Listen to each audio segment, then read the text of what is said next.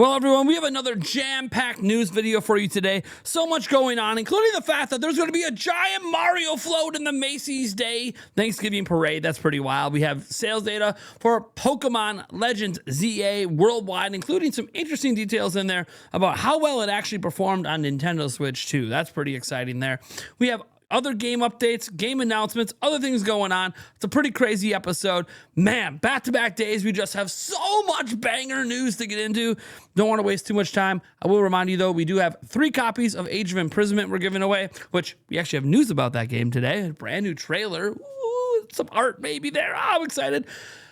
But beyond that, we also have, well, 5 copies of Kirby Air Riders, which sounds more enticing than it once did, doesn't it? We're giving away 5 copies. You can go down to the links in the description or the pinned comment for the links to those respective giveaways. And let's go ahead and dive right in. First with this announcement from Nintendo right off their website. Mario joins the 99th Macy's Thanksgiving Day Parade for the 40th anniversary of Mario Brothers. So get ready to say, woohoo, this Thanksgiving. Today, Nintendo of America and Macy's announced that a new Mario featured character balloon will make his debut at the 99th Macy's Thanksgiving Day Parade on Thursday, November 27th. Mario will take flight over the streets of Manhattan just in time for the 40th anniversary of the original Super Mario Bros. Game, which first launched in Japan in 1985. Having Mario join this iconic tradition is an incredible way to honor the 40th anniversary of Super Mario Bros., said Devin Pritchard, EVP of Revenue, Marketing, and Consumer Experience of Nintendo of America. Since he first emerged from a warp pipe, Mario has embodied our goal of bringing smiles to faces all over the world. We are excited for Mario fans of all ages to see this new balloon's Macy's Thanksgiving Day Parade debut. Of course, everyone will know Mario technically was Jumpman back in Donkey Kong. It didn't come out of a warp pipe, but yeah, that's a whole different story. This is about the Super Mario series. Warp pipes, get it. All right. The Mario balloon was created by Macy's Parade Studios team of artists in partnership with Nintendo of America and measures 51 feet and 2 inches long, 37 feet wide, and 43 feet and 8 inches tall. Mario will be clad in his classic blue overalls and signature red cap, striking a flying pose inspired by the game Super Mario Galaxy. What a surprise. They have a movie coming out, and they just had the Galaxy 1 and 2 come out. Now, if we go up here, this is just a mock-up of it. It's going to look like that, but obviously not. This is, a render and all that. So pretty exciting stuff. Look, I usually don't watch Macy Day's Thanksgiving Parade on TV, but I know it's a tradition in many households. So, hey, look forward to having some Mario as part of those festivities on Thanksgiving. All right, now let's go ahead and dive into a rumor. That's why we finally have a rumor. I don't know if people have noticed, I used to get accused of all I do is cover rumors and, leaks and all that stuff. And honestly, we've been having so much news. There hasn't really been a lot of rumors to even talk about until today. What if I were to tell you that there is a possibility of a major game from the past, Game of the Year contending game, coming over to Switch 2 that people didn't think was possible? Well, this information comes from insider Nate the Hate. So any update on Red Dead Redemption 2 or Baldur's Gate 3 for Switch 2? Nate the Hate says, no update on Red Dead Redemption 2. Have heard something on Baldur's Gate 3 for Switch 2, but need more verification before I can share it. Now, that sounds interesting because he's not quite sure, but it sounds like we're going to hear pretty soon because this person quoted them, and then Nate the Hate responded and said, we'll have an update on that soon. So it sounds like he might have more to talk about with Baldur's Gate 3. I presume he's going to do it through his Nate the Hate podcast on his YouTube channel. So probably want to tune in and pay attention there. Now, for our next story, what you're going to want to tune in and pay attention to is a trailer. So I'm going to actually full screen and allow this trailer to play in all of its glory because this trailer is Age of Imprisonment, and there's a bunch of voice acting, and I really want you guys to be able to hear that voice acting for yourself. So let's bring it in.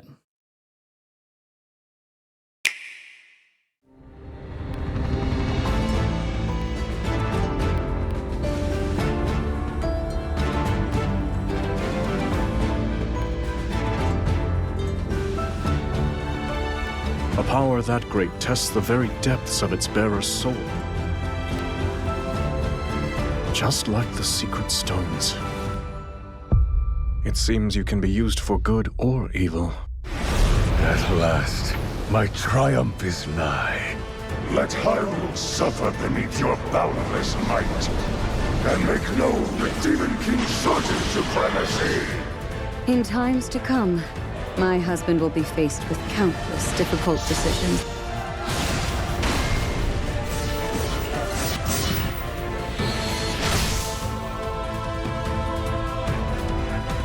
The fight is yours. Would you have it? I must improve to protect those I care about most.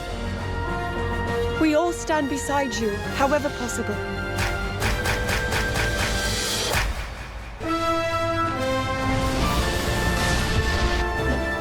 It's not impossible. Raring to go.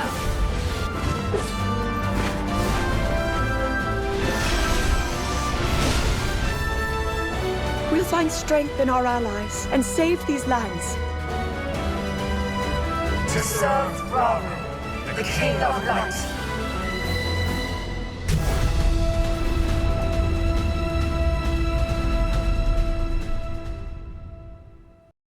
Now that's pretty awesome. I obviously am a huge fan of what's happening with Age of Imprisonment. We actually have some new art to go along with this as well. You can see Nintendo shared key art. So meet the mysterious construct who can transform and take to the skies, and then meet Kalamo, a boisterous Korok roaming Hyrule in search of a place to put down roots. And I got to say, if you watch that trailer again, there's some voice acting for that bad boy. Damn, it's pretty good. It's pretty good. That's all I'm going to say.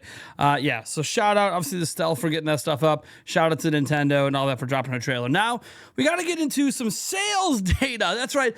Legend ZA sales data. It is in. The launch numbers are in, and we got this data directly from the Pokemon Company. Now, this is in Japanese. So I'm actually rely on Family Boards, who has a bunch of people that, can speak the language and translate and all of that to give us the details that matter. We want to know about the sales of this game. So let's head on over to Family Boards here, and we see their thread on this right here that says the Pokemon Company headquarters, Minato Tokyo president and CEO Tetsukazu Ishara announced the Pokemon Legends EA released simultaneously worldwide on Thursday, October 16th, 2025 for Nintendo Switch 2 and Nintendo Switch has sold 5.8 million copies globally in its first week. According to Nintendo Company Ltd., including download versions, approximately half of those sales were on Switch 2. So approximately, it might be just under, it might be just over. Obviously, we don't have the exact splits right now. We'll get the exact splits at Nintendo's financial briefing not the one in November, but the one that actually happens all the way in February for the holiday quarter, because we are in the holiday quarter, the first month of that holiday quarter. Now, to give some context to these sales, because context matters, I believe Legends Arceus sold about 6.5 million in its opening sales. Now, to be fair, that was 3 days. This one had 4 days, so it actually did better in less days. Also, it came out during the heyday of Switch. And I want to bring this up because there's some context here. If you go back and look at the history of Pokemon game sales, towards the end of a generation, Pokemon games tend to not sell nearly as well as they did before. Let me give you an example.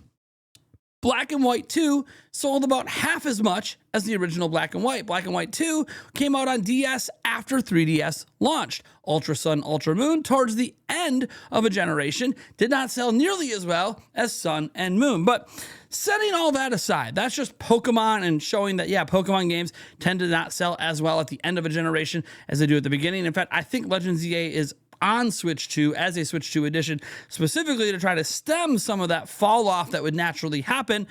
The Nintendo Switch itself, with its massive install base, might not be as big of a deal for game sales anymore as you might have thought.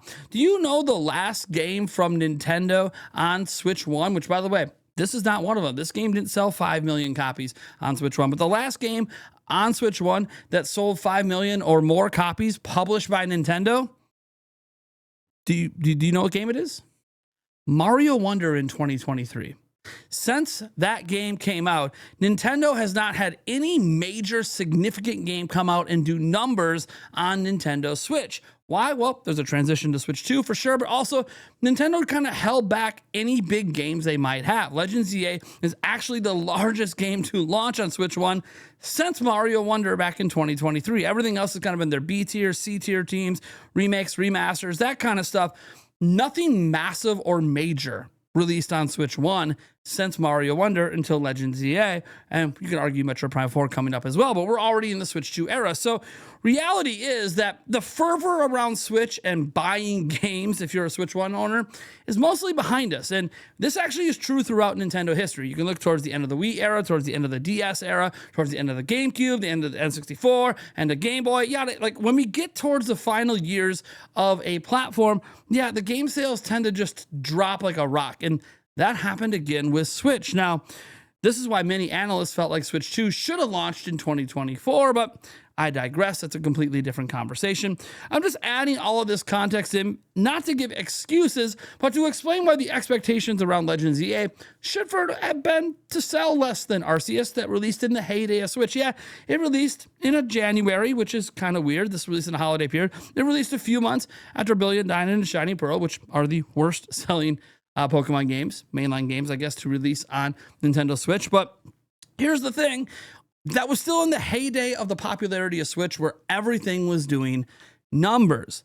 Things aren't doing numbers on Switch 1 anymore. I'm not saying that the games aren't selling millions of copies, but we don't have a single Nintendo game since 2023 that sold over 5 million on Switch 1. So I'm pretty sure Legends EA will get to over 5 million on Switch 1, just over the holiday season itself. But my point is really just there's a lot that was kind of working against this game before it came out, including Pokemon game history. Look, the next time you should see a real bump in sales should be Generation 10, which is likely exclusively on Switch 2 next year. That said, you could argue about the sentiment of Nintendo and some of the negativity and people being mad at the game, but I'm going to be honest, there's like negativity around every single Pokemon. You remember how the Dexit backlash? Do you guys remember that? Yeah, it didn't seem to hurt sales. There was still a lot of negativity around the game release. There was a lot of negativity around Scarlet and Violet. Didn't stop the game from breaking records. The point is that I don't really think the negativity and backlash over the visuals or anything else with EA is really hurting the sales that much. I honestly just feel like this is typical because we have decades of information showing that Pokemon games at the end of generations don't really sell that well.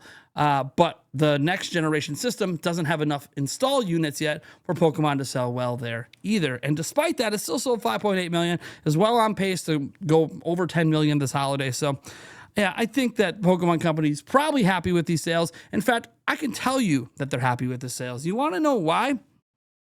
Nintendo and Pokemon don't publish launch sales data when they're unhappy with it or when it maybe is underperforming.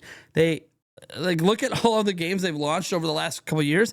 Launch sales weren't really talked about the following week, but they were for this game. Why? Because it probably met or exceeded their expectations. Again, the only thing that really matters is obviously the expectations of the companies. I say this because when we're talking about sales, whether it's the Switch 2 or different games, ultimately it's the businesses that this stuff is about, not the fans. We're going to buy or not buy whatever we want, right? We play what we want. We don't play what we want. We speak with our wallet. We pick and choose what we want to play. For us, when we buy a game, we just want to have fun and be excited and feel like it was worth our money. For Nintendo and Pokemon and all these other businesses, Sony, Xbox, Ubisoft, etc., when they get sales, they care actually about the sales and their projections for those sales. So while we obviously don't know if it met their projections, it was big enough that they decided to publish this. So I got to say that I'm fairly confident that it probably met their internal projections, which is all they really care about, which means it's within their expectations. Just like if Switch 2 sells 15 million, it's within their expectations as well.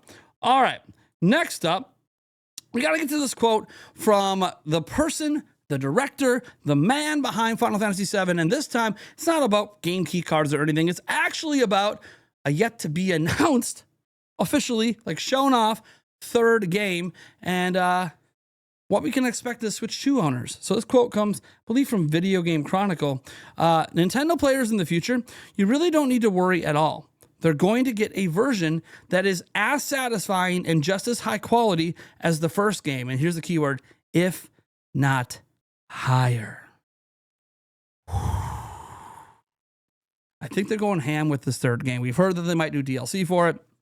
We heard that they might somehow make a fourth game, even though that's not in the plans right now. Obviously, you know, we still don't have Rebirth or Integrate on Switch 2 yet. Integrate's coming next year. I'm sure Rebirth is as well. And I'm sure the third game is going to be day and date on Switch 2. I'm just saying, this is some pretty good stuff when we're talking about the future of third-party games on Nintendo. All right. Next up, we're actually going to go to a quote from Phil Spencer. That's right. Good old Phil Spencer hasn't been in the news as much lately as Sarah Bond's kind of the leader of Xbox. And even though Phil's her boss, Phil is no longer like the front man for the Xbox brand that is Sarah Bond. Well, came out to talk a little bit about Switch 2 and PlayStation 5 and Xbox games. So we have a quote here. It comes from Famitsu, so we're going to use the translation by Stealth. Phil Spencer, Switch 2 will be one of the focuses at Team Xbox.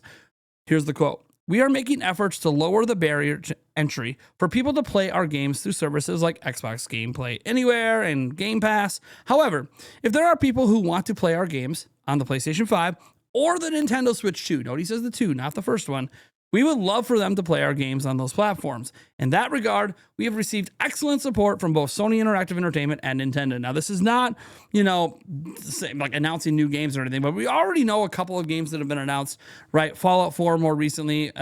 Earlier this year, we had Indiana Jones and the Great Circle announced.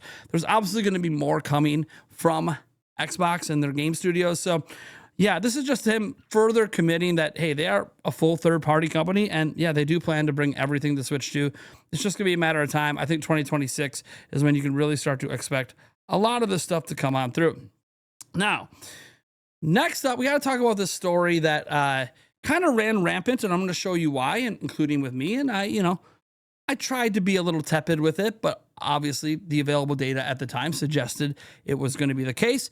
Resident Evil Requiem. We now have a listing on the eShop. It is now available to pre-order there, and it turns out that it actually is $69.99. Now, how did this story get conflated? Well, we have reports like this back in September on Nintendo Everything, where we can see on Amazon UK, the Switch 2 version of Resident Evil Requiem was listed at £60 compared to the PlayStation 5 and Xbox Series X version at £70. Now, none of this was obviously US listings, but the point was when you saw those listings, you're like, okay, well, they must be cheaper, for the Switch 2 version.